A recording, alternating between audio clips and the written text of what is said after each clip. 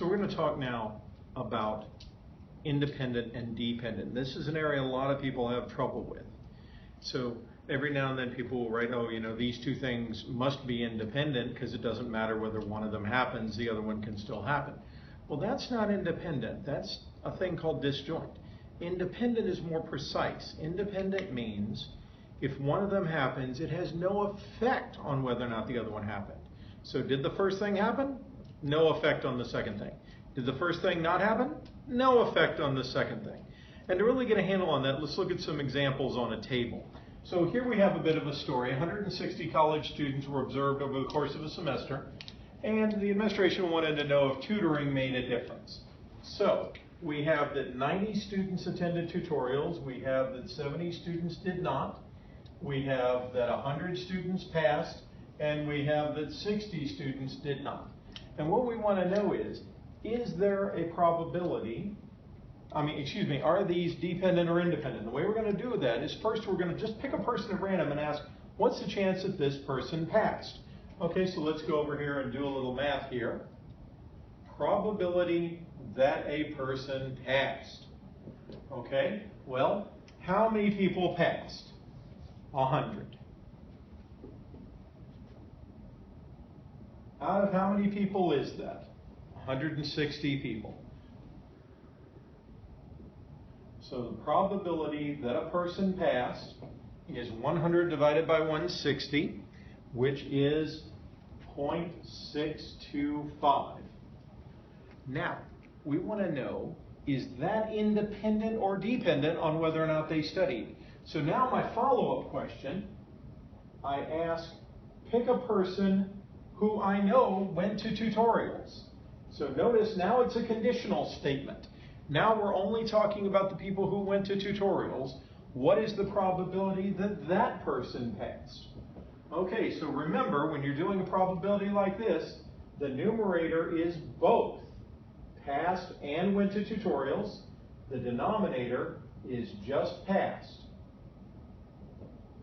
So if we look at the table, passed and went to tutorials, passed and went to tutorials is passed and went to tutorials. There were 80 such people.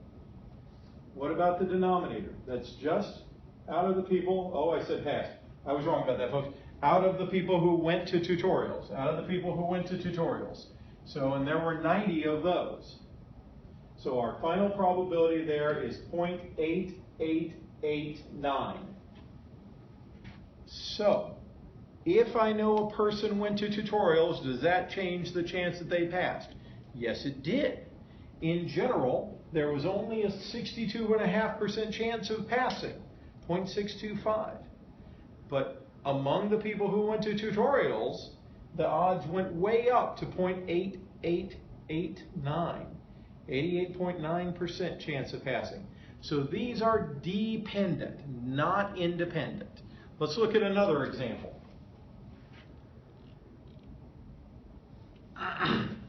During Memorial Day, some people put out flags, some people don't. That's their right, that's their choice. But suppose a social scientist wants to know if this is related to people's political party. So he goes to people's houses. There are 110 houses in the neighborhood. And he found that of the people that flew a flag, 24 were Democrats, 64 were Republicans. That's a total of 88 people flying a flag. And among the people who did not fly a flag, 6 were Democrats, 16 were Republicans, 22 people did not fly a flag. So again, we're wondering, is there a relationship here? So first we're just going to ask, well, what's the probability that a person flew a flag? That's question A. So what is the probability that a person has a flag? So how many people have flags? 88. Out of how many people are there? 110. So the probability that someone flew a flag is, going to my calculator here, 0.80. 0.8 even, 0.8. Now, what if we had some information? Choose a Republican household at random. So now, notice we're choosing people who we already know are Republicans. So already know the person is a Republican. What's the chance that person flew a flag? So now my fraction is, remember, when I'm doing a joint probability, the numerator is both flew a flag and Republican. The denominator is the precondition Republican. So how many people flew a flag and are Republican? 64. Out of how many people are Republicans? 80. And 64 out of 80 is 0.8. Ah, we got the same number. So what's the chance that a person flew a flag?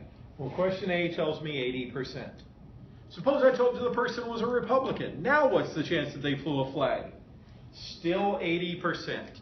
So are these dependent or independent? They are independent. From this data, what party someone belongs to does not change the chances that they flew a flag. So dependent, the odds do change. Independent, as in this case, the odds do not change.